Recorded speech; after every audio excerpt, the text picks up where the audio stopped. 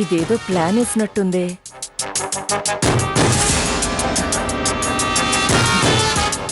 ఏంటమ్మగారు? ఎక్కడి నుంచి వస్తున్నావు? అక్కడ అమ్మగారు పిలిస్తే వెళ్ళొస్తున్నానమ్మా. అలా తిప్పుకుంటూ రాకపోతే మామూలుగా నడవచ్చుగా. నా నడకే అంత అమ్మగారు. మా ఆయనకి నా నడకంటే చాలా ఇష్టం. చాలే నోరు మూసుకో. ఎప్పుడు మా ఆయన అడగకపోతే అక్కడే పడి చావచ్చుగా. కానీ మా ఆయన నా సవతంటే పడి చేస్తున్నాడమ్మా. ఎలాగోలా చావ్. ఇదిగో ఈ గిన్నెలో మినప్పప్పు ఉంది, బయట రోల్ ఉంది, దానిలో వేసి మెత్తగా రుబ్బు. అదేంటమ్మగారు, మీకు తెలీదా? ఈ ఇంట్లో వెట్ గ్రైండర్ ఉంది, అందులోనే వేసి రుబ్బుతారు. నేను అందులోనే. అవసరం లేదు, ముందు వెళ్ళి మెత్తగా రుబ్బి తీసుకురా. అది ఇప్పుడు దీని పొగరు అణుగుతుంది. పుట్టి బుద్ధిరిగిన దగ్గర నుంచి ఇలాంటి పనులు చేయలేదు.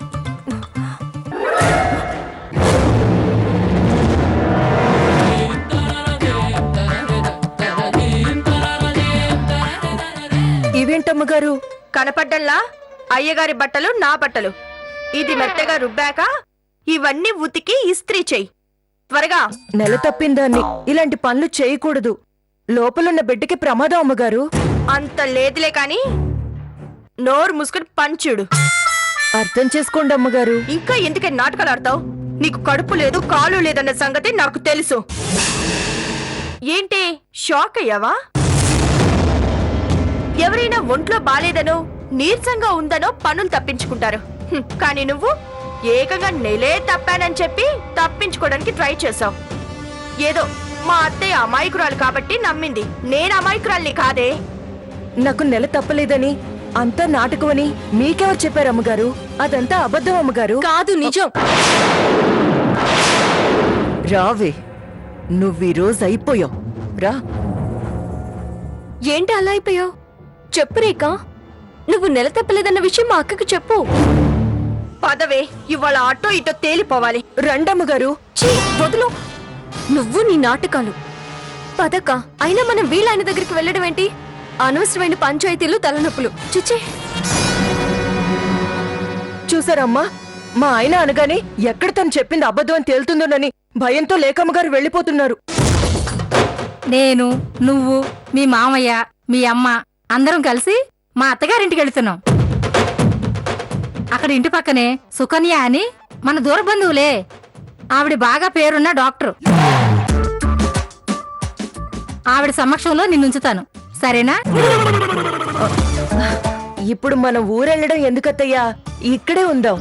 లేదమ్మా, ఇక్కడే ఉంటే నా కాలు చెయ్యి ఆడడం లేదు. నిన్ను చూసుకోవాలన్నా ఏదో దొంగచాటుగా చూసుకోవాల్సి వస్తుంది.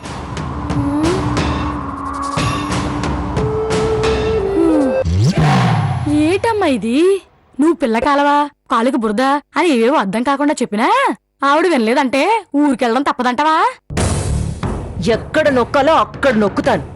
అప్పుడు ఊరు ఎవరు వెళ్తారో, వల్లకాటుకి ఎవరు వెళ్తారో తేలుస్తాను.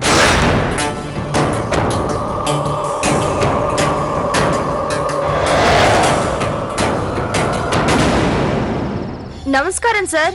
ఈ రోజు మీరు బాగా బిజీగా ఉన్నట్టున్నారు. ఫోన్ లిఫ్ట్ చేయడానికి కూడా తీరిక లేనంత బిజీనా? లోకల్లో మీరొక్కరే బిజినెస్లు చేయడం లేదు సార్. మాకు తెలుసు బిజినెస్ లో ఎంత బిజీ ఉంటుందో. అక్షరా ప్లీజ్. మరి ఉదయం ఆ పని మనిషి రేఖని కార్లో ఎక్కడికి తీసుకెళ్లారు?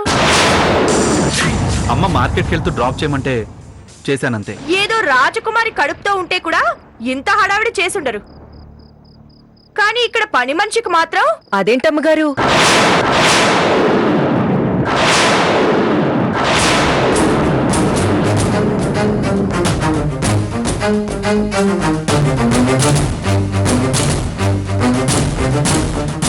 అంతకీ నేను చెప్పానమ్మా, లేకమ్మా నాకు కడుపు లేదని మీకు అబద్ధం చెప్పింది అని.